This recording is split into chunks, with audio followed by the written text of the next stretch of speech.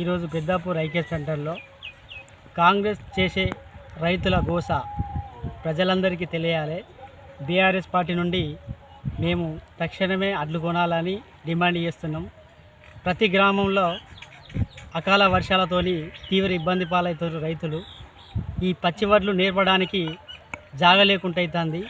దాదాపు ఇప్పటి వరకు ఒక 100 రైతులు ఇక్కడ ధాన్యం మొలకొచ్చి ఇక్కడ నష్టపోతారు.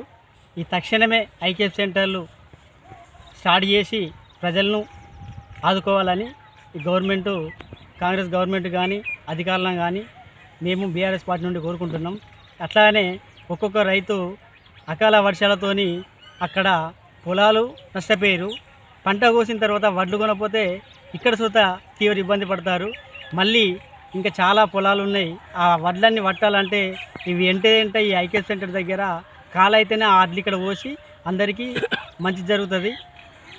చాలా తీవ్ర బాధ ఉంది రైతులకు.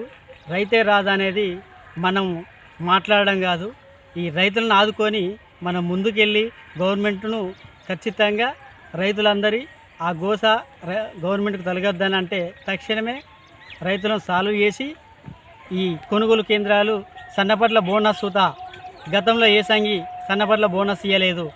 ఇప్పుడు వెంటనే ఈ వానాకాలం చాలామంది సన్నపట్లు పెట్టారు.